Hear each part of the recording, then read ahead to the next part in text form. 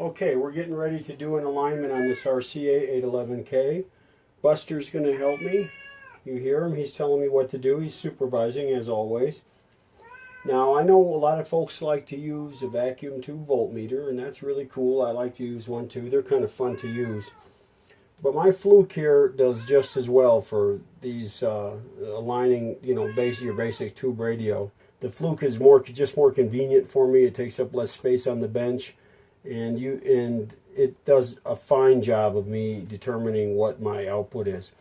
Now, as far as where I connect up for the output, I'm connecting across the speaker voice coil.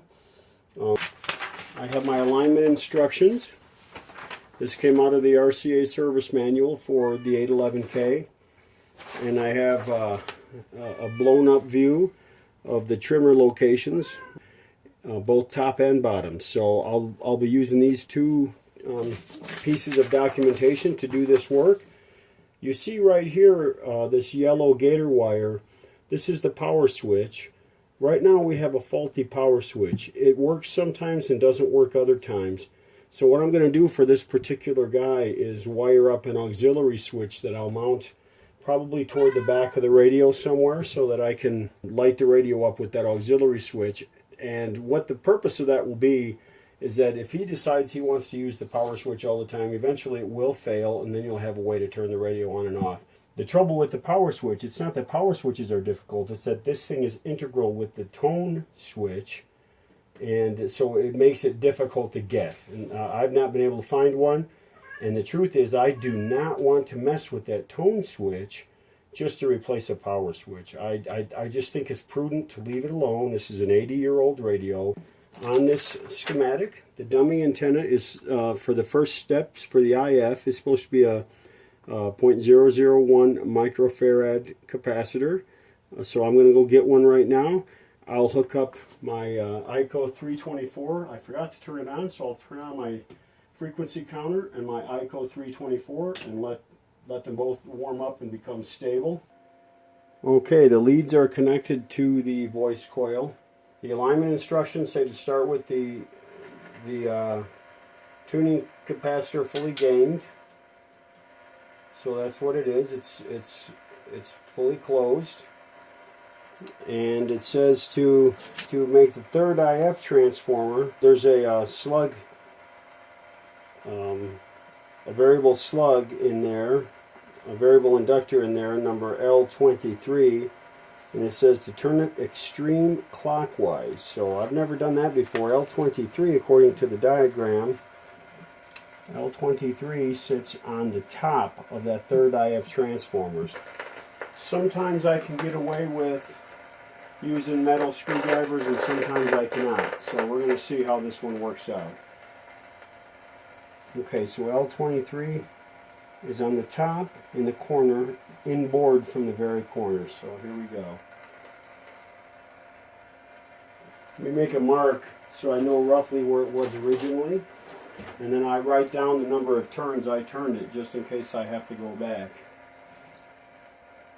4.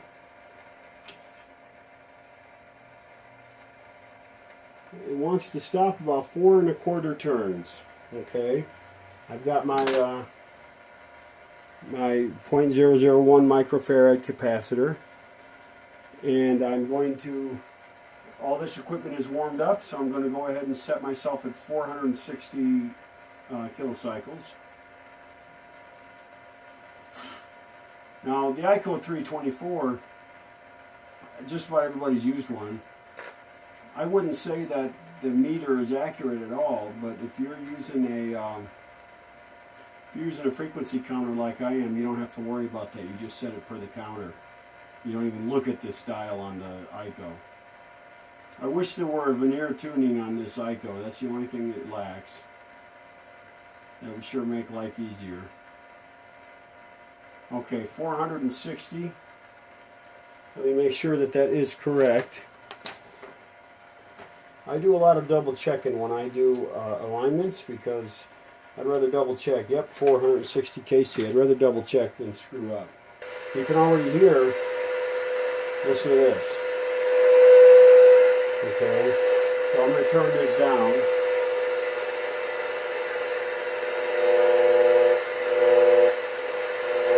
just for the moment till I get her hooked up. Ground to the chassis. The hot lead with the capacitor, with the dummy antenna, connects to the 6K7 grid cap. Okay. Turn the output of the signal generator down. You're supposed to do it with as low a possible output as you can use on the signal generator, and the volume of the radio all the way up. So volume is all the way up. I think that'll work for the output of the signal generator. So I'm reading 31 millivolts or thereabouts. Okay, so let me, okay, it says range selector on broadcast. I've got that.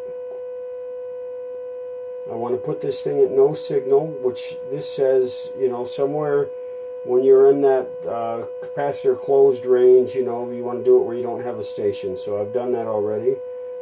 You want to, now I'm going to tune L20 and L21 on the second IF transformer. Both the second IF and the first IF tuned without a hitch.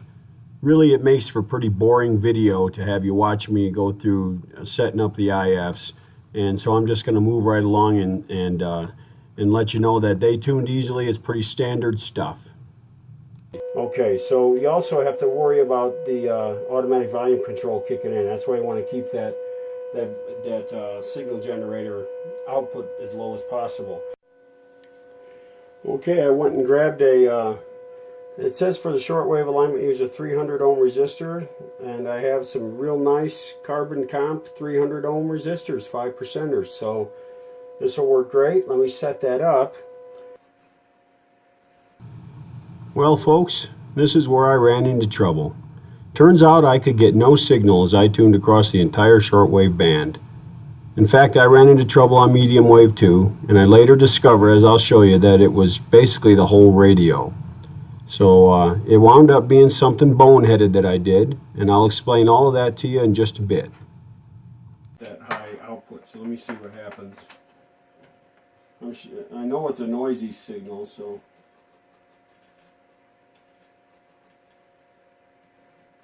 yeah. I got nothing, man. Nothing across any of the shortwave. Signal generator set at 600.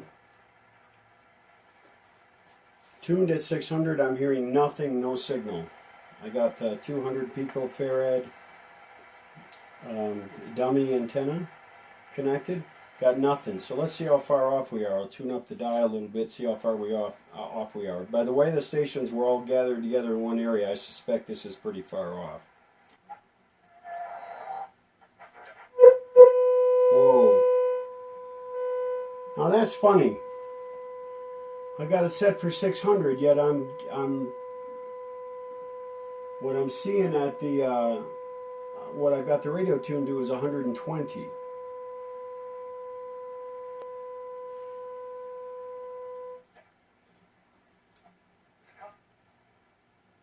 What I meant to say there was 1200.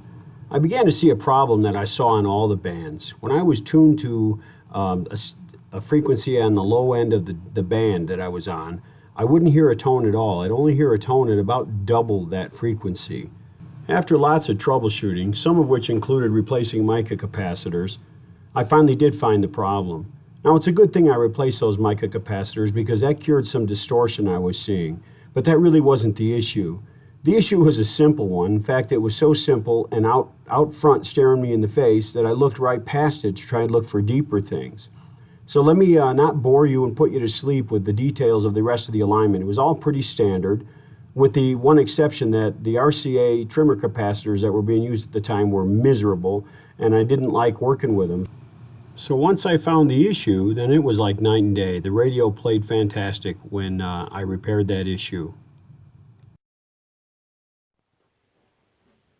I'm still struggling to get the oscillator to function properly at the very bottom end of the broadcast band.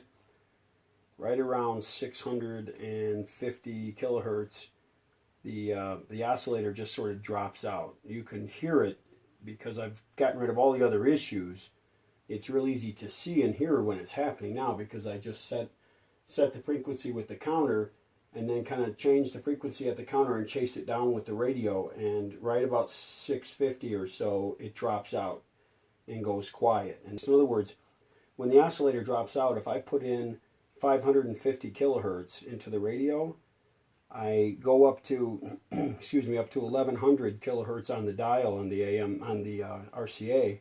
That's when I'll hear the signal. At 550 I can hear a very, very faint signal. So it's almost as if there's a harmonic, but the harmonic is at the 550 and the principal signal is at 1100. So I've got to figure out what's going on. I'm going to check voltages again, since I've fixed a bunch of little things that were wrong, and I've replaced all of the lozenge capacitors. I have heard they're problematic. I did some questioning on the Antique Radio Forum, and so I learned that they're sort of problematic. So I bought a whole bunch of mica capacitors and installed them. I think I replaced about 13 mica capacitors. Those lozenges are micas. I replaced them with modern micas. And so I think all the issues are gone. I mean, other than the oscillator dropping out at that low frequency, the radio performs stellar. I mean, it sounds great. It's very receptive. It tunes nice and sharp. It's got excellent frequency response. There's no bleed over in channels. I mean, all that stuff is good. The only problem is the damned oscillator drops out. I did a lot of troubleshooting back and forth. In the process, I wound up changing all of the lozenge mica capacitors. And what that did for me was clear up some distortion I was seeing and make the radio generally sound better. I guess I'm just not used to changing mica capacitors. They don't go bad that often. You see that resistor right there in the center of the picture? Yeah, that 470 ohm resistor. Well, that is the correct value, 470 ohms. The whole problem that I was experiencing came from the fact that I had put a 470k ohm resistor in that spot, and that's part of the oscillator bias circuit, so it threw the oscillator way off. The oscillator kind of worked at certain frequencies, but at other frequencies it didn't hardly work at all. And when I was chasing the problem, I put another radio near this radio. This is part of how I found the problem out, you know, how I kind of focused in on it. I would tune the other radio, the second radio. It was just an old Zenith tabletop. I tuned it right in the area where this radio was supposed to be tuned, and you could hear, you know, a little buzzing, little whistling when the oscillators are beating against one another, or the two radios. And so I looked for that, and then I chased the oscillator down band on this radio with that radio to find where the oscillator on this radio died, and it would always die out about 650 kilocycles. So that's how I began to focus in on the problem with the oscillator. It was lots of fun, but once I changed this to a 670 ohm instead of 670k ohm, radio worked beautifully. I realigned the whole thing and it aligned perfectly. It sounds fantastic now. Okay, now I'm going to adjust the automatic frequency control discriminator.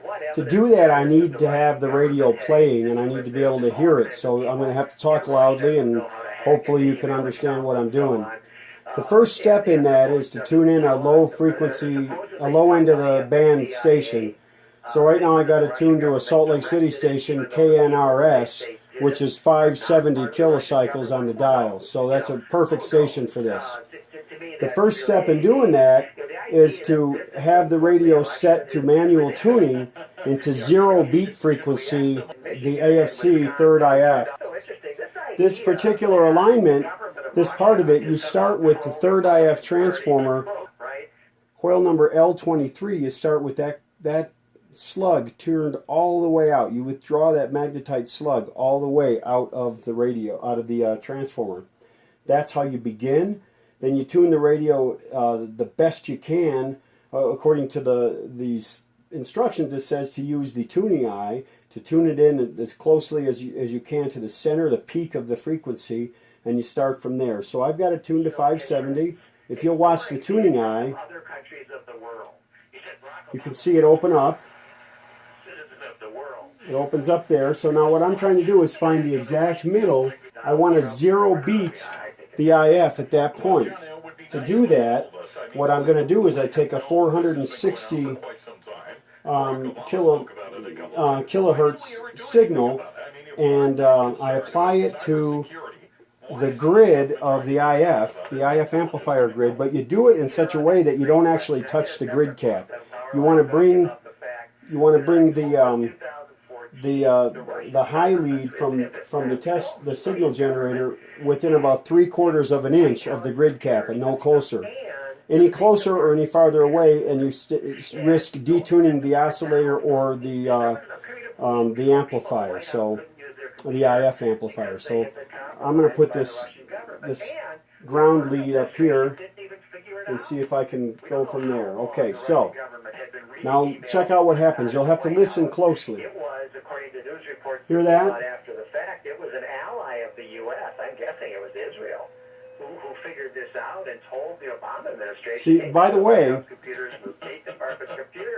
the way, you are supposed to turn off the modulation on the signal generator, but turn the RF carrier signal up as high as it can go, and that's what I've done. Okay, so I'm about 3/4 of an inch. You take the IF or the signal generator and you tune it to where you zero beat that sound. No classified information. The Obama administration says it's okay. And then so why is it that the newspapers absolutely covered it up? So what that means is you tune the test oscillator to a point where you don't hear any sound at all. You know, when I was going up to one side of the signal, you heard the woo. When I went to one side of the peak, you heard woo like that, and the other side of the peak, woo. Well, it goes woo, woo. You know, kind of starts out high, drops down to where there's no sound at all, and then picks back up again on the other side. What that point at which you heard no sound at all is called the zero beat frequency, and that's what you're trying to find in this first step, and that's what I did. Okay, so now the second step is to set the machine, the radio, to electric tuning. Now, electric tuning is the only selection on the radio where automatic frequency control is basically engaged. That sounds like Star Trek. It's where you engage the circuitry that runs the automatic frequency control. So you have to set that, but in order to do that, you have to make sure that you're not messing with the gear train that's part of the electric tuning. So what you have to do is that little spring that I showed you a few episodes ago that holds that gear train tight together, holds the two gears tightly together, has to come out so those two gears can de-mesh. So I pulled that little spring out of this spot right in here. That little, it's a spring that holds the gears together. Pull that out so that I can freely turn the tuning while it's on electric drive. So I've removed that spring. Now I'm going to set this. Let's see if we can hear any change in the volume. Right now, that's coming up on the Run RCA show. Here's a question. When something changes, okay, so now I've set it to electric tuning. Now the point is, now I want to zero beat the radio against the oscillator. So what I did first was zero beated the oscillator against the IF. Okay, and now I want to zero beat the automatic frequency control piece of it against the oscillator, which is the same as zeroing it against the IF. The idea being that when I'm done with all of this, the IF frequency and the automatic frequency control will be the same place. The automatic frequency control will electrically try to drive the radio to some set frequency. You want that set frequency to be the IF. Okay, so I set the IF, I checked it earlier, it wound up being 460.2 kilohertz. So that's pretty darn close to 460. So that's where this thing landed, the IF landed. Now that I'm going to set the automatic frequency control to drive the frequency such that the IF is 460.2. And it electrically does that with that AFC discriminator that's in the circuit. That's in part of the third IF can. That if you look at the circuit diagram, you'd see it. It looks kind of like what's in an FM discriminator.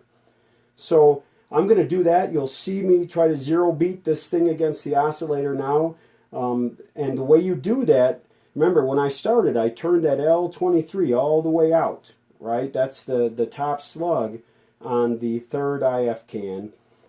It's going to have detuned the radio. So now when I go to put it back in, the instructions say that at first I'm going to hear a high-pitched squeal. It will probably gain in volume, and then it will start to decrease in volume. It'll reach a 0 point and then increase in volume again, and it'll be symmetric on the other side. So it'll start at a volume, maybe the squealing will increase a little bit, then the squealing decreases down to nothing, and then increases back up again and mirrors the first part. So let's give this a shot. Remember, I'm holding this close to the grid cap without touching it. 3/4 of an inch, they say. I have to have volume on to do that, so I'm going to turn it up. $1 million for such services earlier in the year. The 4 sites will be released during a My 1 magic p.m. tool. press conference. A former Brighton High School standout and Watch US the iTube football if player that helps. appearing in Yikes. court today accused of raping a woman. Hear the A whistle? judge now ordering Messina to stand trial on one Okay, that count of whistle rape means and that it's 2 not additional matching the sexual abuse IF, so I'm counts. going to tune it now to the Hearing is IF. set for Friday morning. Remember, I'm trying to zero beat President-elect it. Donald Trump questioning the high cost of the F-35 fighter jet program in a tweet today, saying billions of dollars can and will be saved when he's in office on military spending. The comments Hear it going up? It's going up in frequency Hill Air Force Base and volume. One of several bases servicing the F-35. I think one of the things that we've seen over the last couple of weeks in particular Now it's decreasing. is a continued focus on keeping Hear costs that? down for American taxpayers. We saw it as discussions regarding Almost Air at Force zero. development.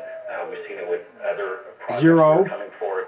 Jason Miller, Communications. Going back up the other side, so I want to go back. President-elect Donald Trump also tapping Zero. retired Marine Corps Back General up. John Kelly to head up the Department of Homeland Security. Trump issuing a statement earlier today calling Kelly the ideal choice to serve as DHS Secretary. Trump hasn't announced the Okay, role of White House I press zero secretary beated it. or Another, campaign manager. that sounds Kellyanne funny. Conway says I set the she's zero beat. tied It was to the making, offer. there was The no, generous money report there was sponsored no by difference the between the two educational frequencies at that savings point. plan. So now when I put this back to manual, it takes out the automatic frequency control and it should still sound the same. At the top and bottom of the Sounds hour. good. Anytime at Ken or S.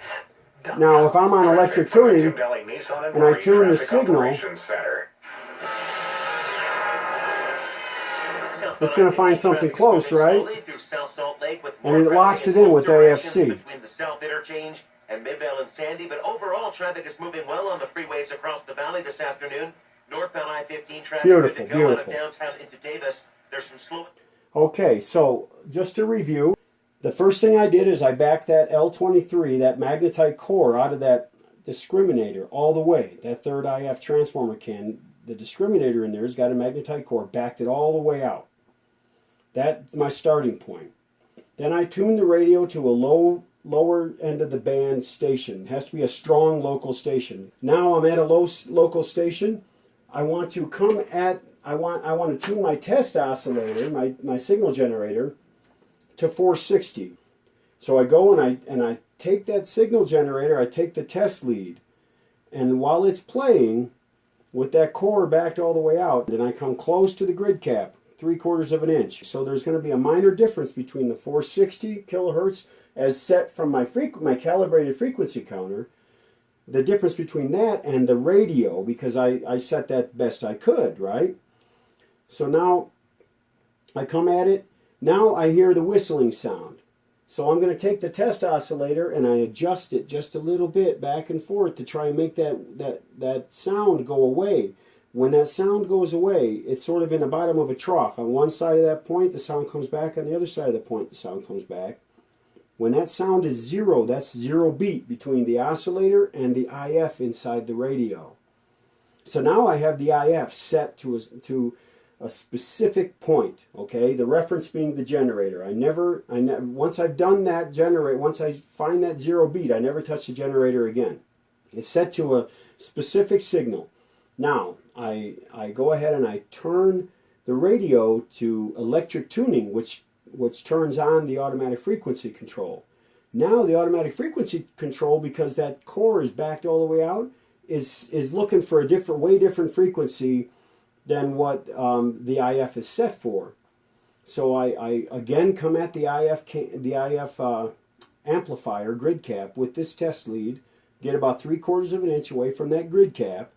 It's gonna whistle again, just like before. Maybe a little bit different pitch, but it's gonna whistle again.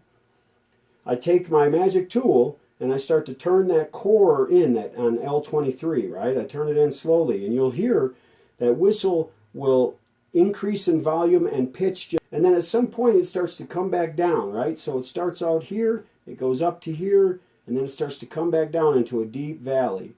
When it gets down to that deep valley, you'll hear the sound change a lot. It'll go like that, right? And when you're at right here, it goes quiet, and it goes back up, okay? Okay? Sorry for the sound effects, but it's the best way I can describe it. When you get to that point where it's quiet, that's when the frequency IF, the controlled frequency, controlled by the AFC, the controlled frequency agrees with the frequency of the signal generator, which agrees with the non-controlled IF. So now you take the signal generator out of the picture, you've got a non-controlled IF that the AFC is trying to target all the time, okay? So when you tune the radio, it's always going to be targeting that IF, which means it's in essence controlling the frequency of the radio. You try to lock in on that IF, and you can stay locked in on the signal. It actually is quite effective on FM radio. I've never heard it on an AM radio before. So that's the gist of how this works. It's really kind of cool. It's ingenious. I will get the radio all put together now. I think I'm done with the alignment finally after 3 days. I got this thing aligned and working the way it's supposed to. Got the tuning eye on. The tuning eye is working great. Everything on it is working. So now it's a matter of starting to assemble the radio. Okay, this is the last time you'll see this outside of the chassis. Let's fire it up one more time. Here we go. Transformer is on. I have the switch already on up here, so I'm going to turn on that auxiliary switch on the back. There we go. There goes the tuning eye.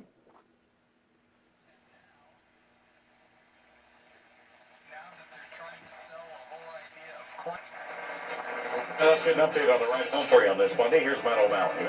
There we go. I forgot I changed the station. I wondered why that station sounded so staticky.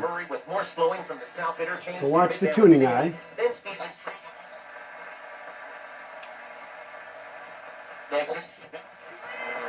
With the American Intelligence Services, not Russia.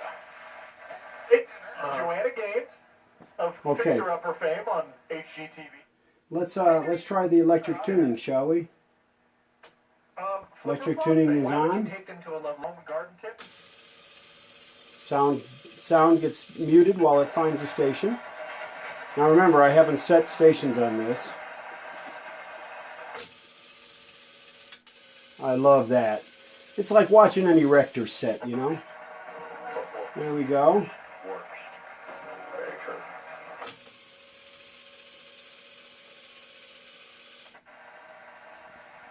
One more, and then I'll give it a rest.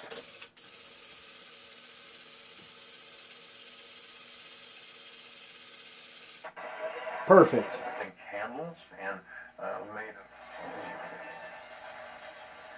Now, one of the characteristics of a 6E5 is that the green will actually overlap itself on a really strong station. But that's just one of those small things you have to deal with when you change tube types when they're compatible, but they're not exactly the same. So I'll see if I can show you what I mean. See that overlap? That's what I'm talking about. That on a 6U5 or a 6G5, that overlap wouldn't be there. It'd be a really slight gap. But I believe that's a really minimal thing.